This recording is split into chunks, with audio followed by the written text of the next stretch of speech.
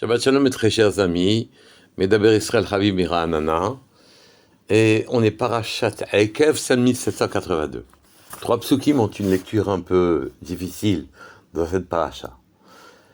Il est écrit Vaya'anecha, Vaya'ifcha, Vaya'achilcha et aman, asher lo yadata, velo yadau navotecha, leman odiacha, ki lo alelchem melevado yechei adam, ki al kol motza pi Hashem yechei adam. Il t'a fait souffrir, Hachem. Il t'a affamé pour te faire, et il t'a fait manger la manne, pour te faire manger la manne, que ne connaissaient pas tes pères, et pour te faire savoir, pour te faire comprendre, que ce n'est pas sur le pain lui-même, à lechem levado, yichi adam, que l'homme vit. En vérité, qui alcool motza pi Hachem, avec sur tout ce qui sort de la bouche d'Hachem, l'homme vit. Il t'a fait souffrir pour te mettre en condition de te faire monter la manne que personne ne connaissait. Ceci est une leçon de chinour, d'éducation. Pour t'apprendre la grande leçon, l'homme ne vit pas sur le pain qu'il mange, mais sur tout ce qui sort de la bouche d'Hachem. Sur tout ce qui sort de la bouche d'Hachem. Ce qui sort de la bouche d'Hachem, c'est des paroles. Est-ce que les paroles nourrissent? Le pasuk continue. Simlascha le balta, ton habit ne s'est pas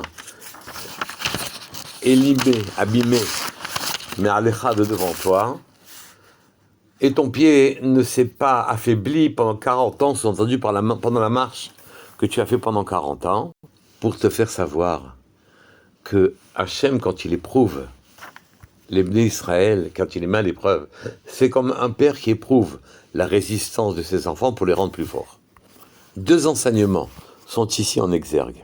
Le premier, c'est qu'il faut créer un vide, qu'il faut créer un manque, un besoin, de façon à ce que on puisse éduquer ses enfants pour leur faire savoir et leur faire rentrer dans l'âme des notions nouvelles. On ne peut pas, si jamais on n'a pas créé un espoir, un espoir qui viendrait remplir le manque, on ne peut pas réellement apprendre quelque chose à quelqu'un. C'est le sens même du dernier pasuk. Vayadata im lavavecha. Tu dois savoir avec ton cœur. La souffrance, l'espoir que crée le manque, c'est ça qui inscrit en toi le véritable enseignement. Sans ça, c'est pas possible. Et si vous objectez, mais pourquoi faire souffrir en créant un manque, pour qu'il y ait un espoir de remplir ce manque?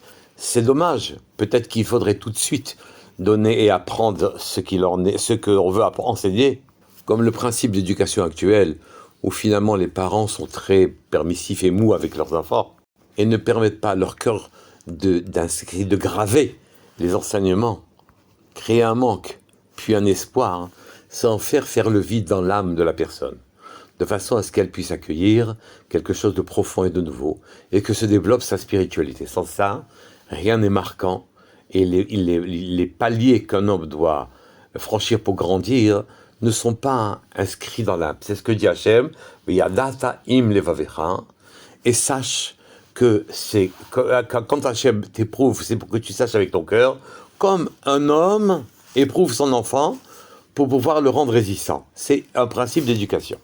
Faire le vide dans l'âme pour pouvoir accueillir un nouvel enseignement.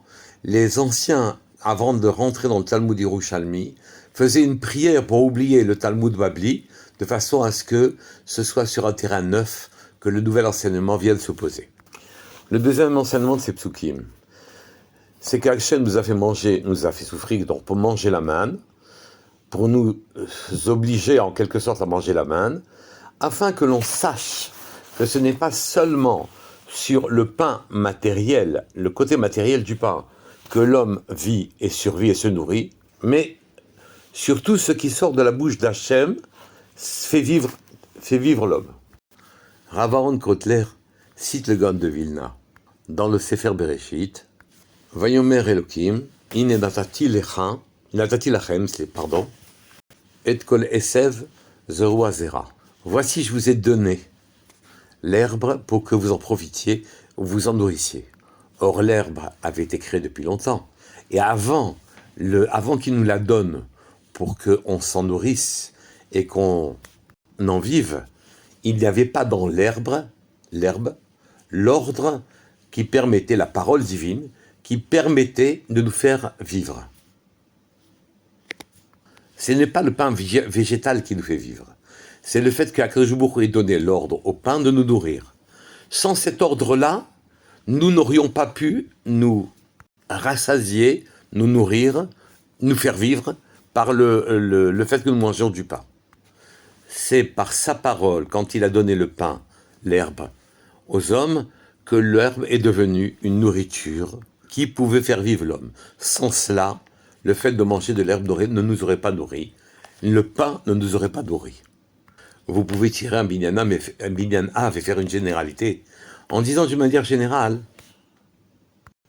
que tous nos gestes et démarches, si jamais ils ne sont pas accompagnés par Akadosh Baruch Hu qui vient enrichir le mazal, le geste ont beau être organisé, intelligent, que nos investissements soient suffisants, que le travail soit important. Si jamais Akadosh Baruch Hu ne met pas sa parole dans nos entreprises, à ce moment-là, les choses ne fonctionnent pas. Quels que soient nos investissements, on ne réussit que par la parole d'Hachem, que par ce qu'Akadosh Baruch Hu met de la parole dans nos entreprises, met sa bracha dans nos entreprises. Nos habits dans le désert ne se sont pas abîmés pendant 40 ans. Notre pied n'a pas faibli pendant 40 ans, parce qu'Akadosh Baruch Hu a décidé que le pied ne faiblirait pas et que les habits ne s'abîmeraient pas. Allons un peu plus loin. On dit tous les matins et les soirs, Ki hem chayenu verech yamenu. Hem chayenu, ce sont les enseignements de Torah, chayenu qui nous font vivre. Verech yamenu, qui nous font acquérir, vivre qui allongent nos jours, littéralement, qui nous font vivre, nous font vivre une promesse d'aller dans le Olam Haba, de vivre éternellement. Mais les paroles de Torah, quand elles sont prononcées, ne nous permettent pas de vivre, on ne comprend pas l'idée qui se cache derrière cela. On ne fait que prononcer les paroles de Torah. On ne fait que les comprendre. Ça nourrit notre connaissance et notre da'at. Le savoir rationnel des goyim exclut la dimension spirituelle. Ne retenant qu'un savoir qui serait vérifié par l'expérience, nous ne pourrons pas faire l'expérience d'Hachem. Alors à partir de ce moment-là, le savoir goy exclut la connaissance spirituelle, qui n'est pas vérifiable immédiatement, et ne se conforme pas aux expériences. La Torah est un savoir, mais voilà qu'elle nous dit, elle nous fait vivre. Mais en vérité, Be'asara Ma'amorot dérivera, Akadosh Baruch Hu avec 10 paroles a créé le monde, Divra Olam. Il a dit que la lumière soit et la lumière fut. Ces paroles ont pris une dimension matérielle. Se sont habillées de matière, de Gashmiyut. Et le monde a été créé. Et toute chose qui est portée à l'état d'existence contient en elle la parole d'Hachem. Et tant que la parole d'Hachem est en elle, la chose existe. Quand la parole d'Hachem la quitte, la chose se perd et se noie dans le reste de l'univers sans existence différenciée et personnelle. Le Rav Shalom Yosef de Sadigora mangeait infiniment peu et par période. Il lui arrivait pour ainsi dire de ne rien manger du tout. Un jour, quand venait de lui servir son repas, sa fille Rachel, Léa, pénétra dans le lieu où il étudiait, et voyant qu'il n'avait pas touché à ses aliments, elle se mit à pleurer. « Pourquoi pleures-tu, ma fille ?» lui demanda-t-il. « Crois-tu que je doive tomber malade si je ne mange pas ?»